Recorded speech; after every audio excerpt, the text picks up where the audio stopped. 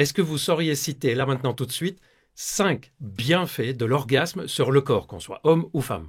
C'est ce qu'on va voir dans cette vidéo. Vous me direz à la fin si vous aviez les 5. D'ailleurs, je vous dirai aussi, après les 5 bienfaits, si l'orgasme est dangereux ou bénéfique pour notre cœur. Bonjour tout le monde, bienvenue dans cette nouvelle vidéo, bienvenue sur Charles.co, votre chaîne santé. Aujourd'hui, je vais parler des bénéfices de l'orgasme sur notre santé. Aujourd'hui, je vais répertorier pour vous 5 bénéfices scientifiquement prouvés de l'orgasme. Et on verra aussi si c'est dangereux pour le cœur, c'est un risque, ou positif pour le cœur. Mais avant de commencer, permettez-moi de vous rappeler que Charles.co, ce n'est pas juste une chaîne YouTube, c'est aussi un site de téléconsultation sur lequel vous pouvez trouver des médecins spécialisés dans leur domaine, comme par exemple le domaine de la médecine sexuelle. Si vous avez des problèmes d'érection, d'éjaculation rapide, problèmes de libido, d'andropause, etc., vous allez sur le site Charles.co, vous choisissez le type de problème pour lequel vous souhaitez consulter. Lors de la téléconsultation, le médecin fera le point avec vous donnera des conseils, bref, vous aider à résoudre votre problématique sexuelle. Quand on a des problèmes sexuels, qu'on a essayé de soi-même de s'en sortir, mais qu'on n'y arrive pas, on ne reste pas des mois et des mois encore à se dépatouiller tout seul, on consulte un médecin en ville ou on téléconsulte si c'est plus facile pour vous, et Charles.co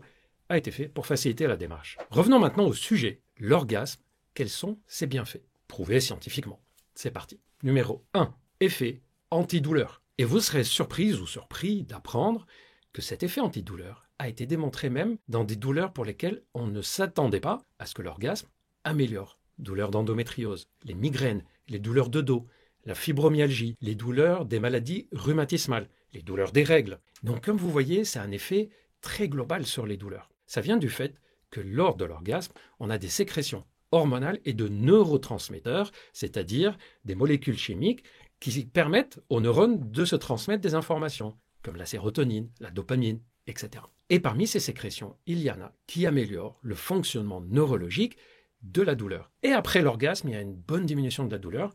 N'oublions pas que lors de l'orgasme, il y a aussi des décontracturants musculaires, c'est l'ocytocine, c'est une hormone de décontraction musculaire, et donc la douleur liée à des douleurs articulaires, par exemple dans le dos, etc., va aussi diminuer. Numéro 2, effet anti-anxiété et somnifère. Celui-là, je pense que c'est un des effets les plus connus de l'orgasme. Comme je l'ai dit tout à l'heure, on a des sécrétions de sérotonine, dopamine, qui sont des sécrétions du bien-être. Ça diminue même les scores de dépression. Et on a aussi les fameuses sécrétions d'ocytocine dont j'ai parlé, qui est connue pour être l'hormone de l'attachement, de l'amour. C'est pour ça que plus on a d'orgasme avec une personne, plus on peut s'y attacher. Et c'est un décontracturant musculaire en même temps. Je trouve que c'est un anti-stress, un anxiolytique comme on dit, un somnifère, le moins mauvais parmi tous ceux qui sont pharmacologiquement existants. D'ailleurs, si vous voulez tout savoir sur le sujet de la masturbation, quelles sont les situations où c'est positif, quelles sont les situations où c'est négatif, vous pouvez voir aussi les vidéos dans lesquelles j'explique comment on peut décrocher des écrans et comment on peut décrocher d'une addiction à la masturbation. Bénéfice numéro 3, une amélioration du système immunitaire. En effet, certaines hormones sécrétées lors de l'orgasme et après l'orgasme ont un effet stimulant sur un organe qu'on appelle thymus. Or, cet organe participe à la réponse de défense de notre corps face à des virus et des bactéries. Et par ce biais-là, on pense que le fait d'avoir des orgasmes de façon régulière peut améliorer notre capacité à résister à des infections. Numéro 4, un effet anti-âge. D'où vient cet effet anti-âge? D'ailleurs, ça se voit pas seulement sur le visage, qu'on est plus détendu, etc. Ça, c'est un effet peut-être de relâchement aussi et d'effet de détente. Mais il y a un effet anti-âge au long cours. Chez les femmes, par exemple, il a été prouvé que lors de l'orgasme et après l'orgasme, il y a une augmentation de l'œstrogène, qui est l'hormone qui va diminuer, par exemple, à la ménopause. Et donc, on va avoir une augmentation d'une hormone qui aide à ce que les os soient en bon état de santé, à ce que les muscles soient en bonne forme aussi chez les femmes, à ce que la résistance à l'insuline soit présente, donc éviter le risque de diabète, etc. Chez les hommes, ça va être un pic de testostérone. Et chez les deux, hommes et femmes, on a un pic d'une pré-hormone qui a été connue très longtemps jusqu'à aujourd'hui comme l'hormone de la jeunesse. Est-ce que vous voyez de quelle hormone je parle?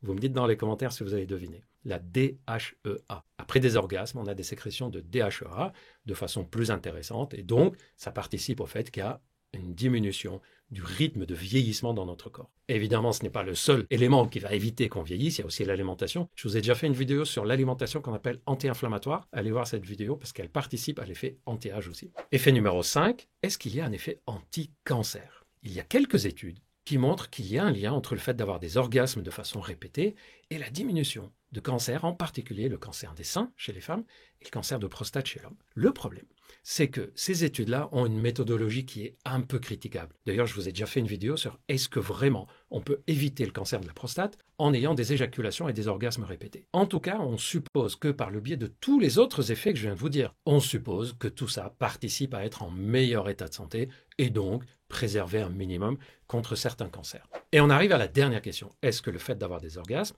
est dangereux pour le cœur ou plutôt bénéfique? Il y a des histoires très connues, très célèbres de personnes qui sont mortes pendant leur orgasme. Vous me direz, c'est une belle mort, quoique. Une mort brutale comme ça, ce n'est jamais une belle mort. Donc, est-ce que c'est vraiment dangereux ou est-ce que c'est bénéfique? Il faut distinguer deux situations. La première, c'est si vous n'avez aucun problème cardiovasculaire, aucun facteur de risque ou une situation cardiovasculaire stable. Dans ces cas-là, les orgasmes sont plutôt bénéfiques. Pourquoi? Parce qu'avant l'orgasme, on a une accélération du rythme cardiaque, une augmentation de la tension artérielle, augmentation du rythme de respiration, voire même un blocage de la respiration juste avant de jouir, ce qu'on appelle l'apnée orgasmique. On a donc des modifications rapides et importantes du rythme cardiaque et de la tension artérielle. Ce qui fait que notre cœur va s'entraîner à affronter des moments de type stress, accélérer la marche, faire une activité physique, un état émotionnel. Et donc, c'est plutôt bénéfique parce que ça l'entraîne à monter et à redescendre. Mais il y a une deuxième situation.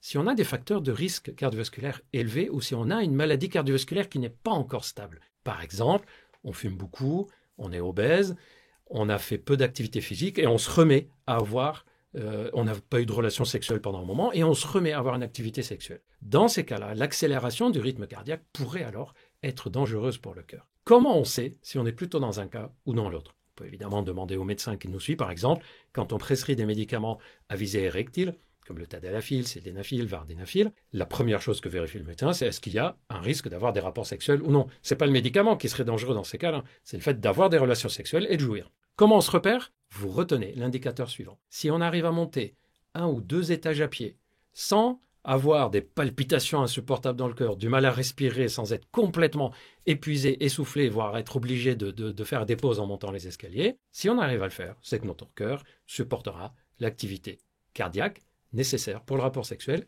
et pour la jouissance. Par contre, si dès que vous montez 1 ou 2 étages à pied, vous êtes très essoufflé, vous avez mal dans la poitrine, vous avez besoin de reprendre votre souffle, là, ça veut dire qu'il vaut mieux prendre l'avis médical avant d'avoir une activité physique, quelle qu'elle soit, que ce soit l'orgasme ou toute autre activité physique. Voilà, j'espère que cette vidéo vous a plu, que vous avez appris des choses. N'hésitez pas à me dire dans les commentaires ce que vous en pensez. Si vous aviez tous ces éléments, ou peut-être que vous aviez 4 sur 5, 3 sur 5, dites-nous ça, partagez-nous votre expérience aussi par rapport à l'orgasme, ce que vous ressentez que ça donne pour vous. Moi, je vais vous préparer plein d'autres vidéos sur plein d'autres sujets. Prenez bien soin de vous et à très vite.